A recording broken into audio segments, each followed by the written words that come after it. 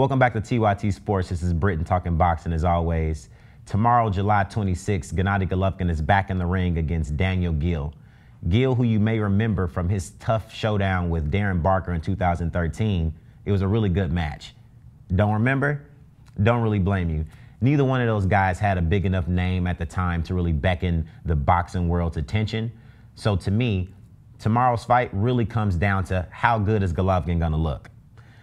You got him facing somebody who is supremely outmatched in every facet of the sport. You're going to put him in a ring against Gennady Golovkin, who's built a reputation for being the boogeyman at the 160-pound weight class, and rightfully so.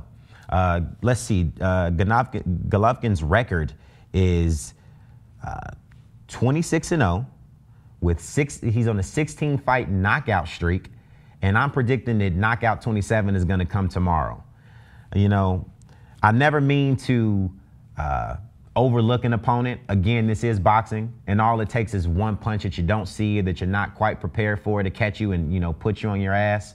But the one thing out of all of Geale's attributes that he has and everything he's going to come into the ring, going for him, the one thing that he lacks that is required to beat Gennady Golovkin is power. He's going to use lateral movement. He's going to try and stay away from him. He's going to try and outbox him. But if you can't hit Gennady Golovkin with a punch that's going to make him respect you, make him back up and think about walking you down, then ultimately the same thing is going to happen that happens in every GGG fight. He's going to walk you down, and he's ultimately going to break you down. I'm predicting that this fight is going to end via 9th round knockout, 9th or 10th round knockout. He comes behind a stiff jab. He has a good overhand right, and those body punches are just punishing. He always breaks his opponents down to the body, and I mean, that's just old school boxing right there. You got him hurt to the head, you go to the body, and you finish him off. This leads me to my next point.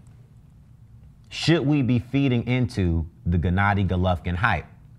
On one hand, he hasn't fought anyone necessarily elite. At this point, you could consider him an A-level fighter. But he's fought a couple of B-level fighters, and he's doing what you would expect a future elite fighter to do with B-level fighters. He's beating them up, and he's sending them home packing early. So the question is, when are these big fights going to happen? Who do you want to see him fight? And what's going to happen in these big fights? Obviously, you have a couple of pots brewing on who he could fight next, and that's Miguel Cotto at 160. We've seen him just destroy Sergio Martinez at 160 pounds. Is his boxing skill and his lateral movement, his good jab, and his body work enough to, give Gennady Golovkin his first L? You got Chavez Jr. out there, who's huge. He claims that he can still make 160 pounds, but he probably walks around at well over 200 pounds. If he walks in the ring and he's rehydrated back up to a 180, a 190, is GGG's power even going to make a difference in that fight? And then you have a fight that's really interesting. That's almost like the wish of, between those two weight classes, 154, the catchweight 155 and 160, Canelo Alvarez.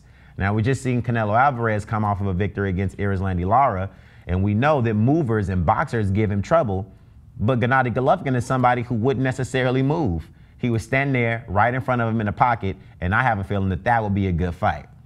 Both men have proven that they can take a punch. They both, go extremely well to the body, and it would be really hard to predict who will win that fight.